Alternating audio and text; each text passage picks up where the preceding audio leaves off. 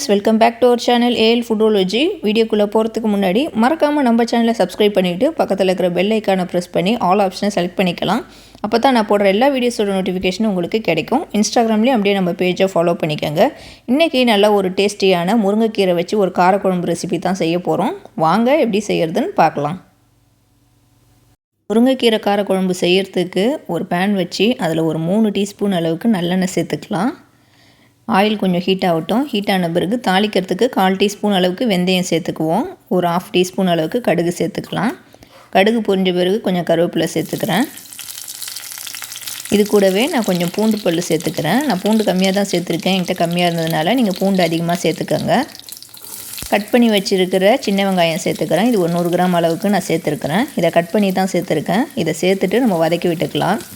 வெங்காயம் கொஞ்சம் நல்லா கலர் மாதிரி வரட்டும். அது வரைக்கும் நல்லா வதக்கி விட்டுக்குவோம். வெங்காயத்தை வதக்கின பிறகு இது கூடவே கட் பண்ணி வச்சுருந்த 2 கத்திரிக்காவை இதோட சேர்த்து அதையும் இதோடையே வதக்கிக்கிறேன். கத்திரிக்காய் நல்லெண்ணெயில் வதங்குறப்போ டேஸ்ட் நல்லாயிருக்கும் குழம்புல. கத்திரிக்காய் வதக்கிட்டு ஒரு தக்காளி கட் பண்ணி வச்சுருக்கேன். அதையும் சேர்த்துக்கிறேன்.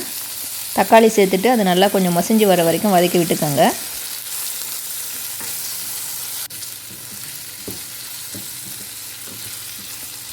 தக்காளி வதங்கின பிறகு நம்ம மசாலா சேர்த்துக்கலாம். ஒரு 1/4 டீஸ்பூன் அளவுக்கு மஞ்சள் தூளும் குழம்பு மசாலா தூள் அப்படி இல்லைனா மல்லித்தூள் ஒரு 4 டீஸ்பூன் அளவுக்கு சேர்த்துக்கோங்க.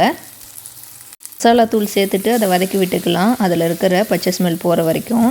நீங்கள் குழம்பு மசாலா தூள் அரைச்சி வச்சுருப்போம் இல்லையா, அந்த தூள் தான் நான் சேர்த்துருக்குறேன். இப்போ இதை வதக்கி விட்டுட்டு நான் ஏற்கனவே முருங்கைக்கீரை வாஷ் பண்ணி எடுத்து வச்சுருந்தேன். அதை இப்போ இதோட சேர்த்து மிக்ஸ் பண்ணி விட்டுக்கிறேன். முருங்கைக்கீரையை முன்னாடியே போட்டு வதக்காதீங்க. அது கலர் மாதிரி ஒரு மாதிரி ஃப்ரெஷ்ஷாக இல்லாத மாதிரி இருக்கும் சாப்பிட்றப்போ. அதனால் லைட்டாக மிக்ஸ் பண்ணி மட்டும் விட்டுக்கோங்க. இப்போ நான் கொஞ்சமாக நார்மல் தண்ணி சேர்த்துக்கிறேன். இதை சேர்த்த பிறகு நான் புளி தண்ணி கரைச்சி வச்சுருந்தேன். உங்கள் குழம்புக்கு எந்த அளவுக்கு புளி தண்ணி வேணுமோ அதுக்கேற்ற மாதிரி கரைச்சிக்கோங்க. நான் புளி தண்ணி கரைச்சி வச்சுருந்ததை இப்போ இதோட சேர்த்துக்கிறேன். இப்போ எல்லாத்தையும் ஒன்றா நல்லா மிக்ஸ் பண்ணி விட்டுக்குவோம்.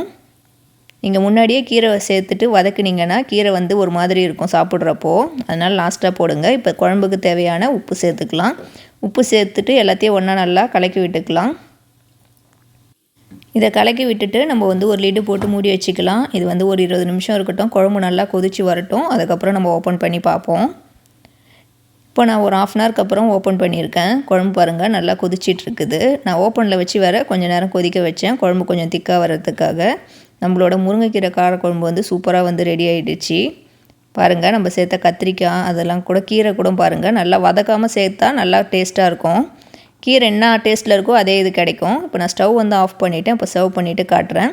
இந்த முருங்கைக்கீரை காரக்குழம்புல நீங்கள் முருங்கைக்காய் கூட சேர்த்துக்கலாம். அதுவும் இன்னும் நல்லா டேஸ்ட்டாக இருக்கும். என்கிட்ட இல்லாதனால நான் கத்திரிக்காய் சேர்த்துருக்குறேன். அதே மாதிரி இந்த குழம்பு நல்ல ஹெல்த்தியும் கூட. நம்ம கீரை போட்டு சாம்பார்லாம் வைப்போம், கீரை கடைஞ்சி செய்வோம். முருங்கைக்கீரை வச்சு நம்ம காரக்குழம்பு செஞ்சு பாருங்கள், நல்லா டேஸ்ட்டாக இருக்கும். ரொம்ப சிம்பிளாகவும் கூட செய்யக்கூடியது கூட, சீக்கிரமாக செஞ்சிடலாம். நீங்களும் இது வரைக்கும் முருங்கைக்கீரை போட்டு காரக்குழம்பு செஞ்சதில்லைனா கண்டிப்பாக நான் செஞ்ச மாதிரி செஞ்சு பாருங்கள். சூப்பராக இருக்கும் டேஸ்ட்டாக.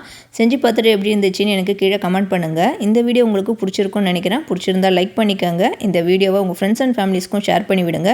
நிறைய பேர் இன்னும் நம்ம AL Foodology சேனலை சப்ஸ்கிரைப் பண்ணாமல் பார்த்துட்ருக்கீங்க. ஸோ ப்ளீஸ் மறக்காமல் சப்ஸ்கிரைப் பண்ணிக்கோங்க. தேங்க்யூ ஃபார் வாட்சிங்.